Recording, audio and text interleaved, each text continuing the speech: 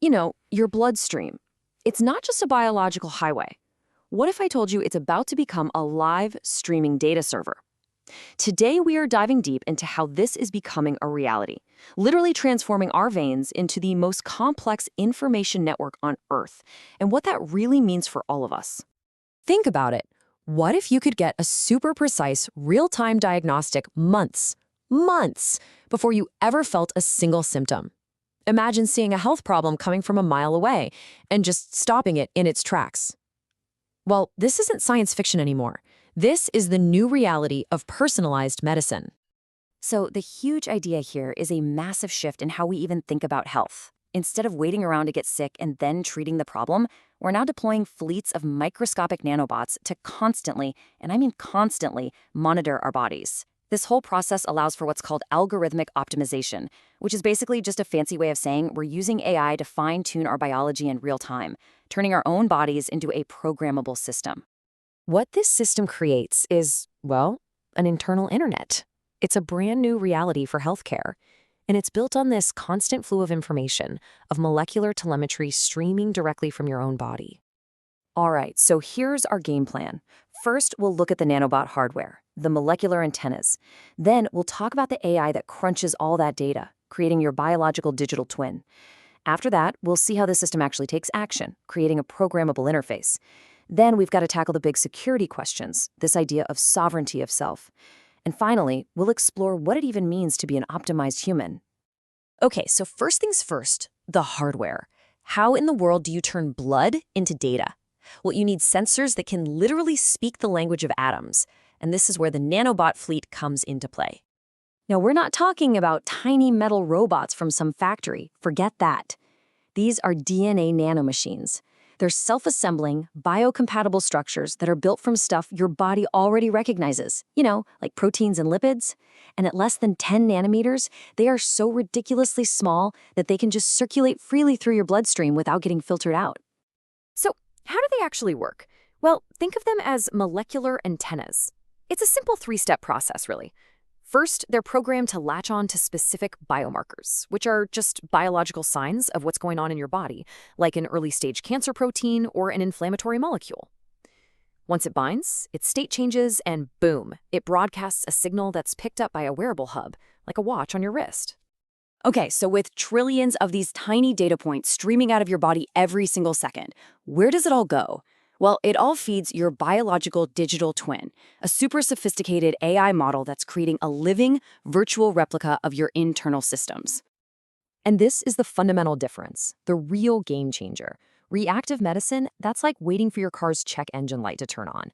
Algorithmic optimization, on the other hand, is the AI constantly analyzing the engine's performance data, spotting those incredibly subtle patterns that predict a failure long before it ever happens. The power of this pre-symptomatic detection is it's incredible. In a Johns Hopkins study, AI-powered nanobots detected influenza in ferrets 10 full days before any clinical symptoms showed up. Just imagine that. By the time you felt a tiny sniffle, the AI would have known for over a week that you were getting sick. And your digital twin isn't just looking at one number at a time. Oh no. It is a master pattern recognizer.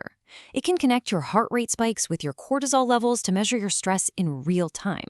It can track your glucose second by second. It can even pick up on the faintest signals of cancer-associated proteins that signal the very, very beginning of a disease. But, you see, this system isn't just a monitor, it's a controller. The AI doesn't just listen to your body, it can actually talk back. And this is where we close the loop, turning your biology into a fully programmable interface. Let's take diabetes management, for example. Instead of all the manual checks and injections, a closed-loop system works like this. The AI on your wearable detects a glucose spike from the sensor nanobots. It instantly analyzes that data and then sends a command to a second fleet of actuator nanobots to release a super precise microdose of insulin right at the site where it's needed. It's fully automated, real-time disease management. It's wild. This whole thing is a move towards hyper-targeted intervention. I mean, we're leaving behind the era of systemic drugs that cause side effects all over the body. This is what's being called therapy for one, where medicine is delivered with surgical precision, but only to the specific cells that are sending out a distress signal to the internal server. But of course, a system this powerful, it raises some pretty profound questions. If your blood is data, well, then it can be hacked.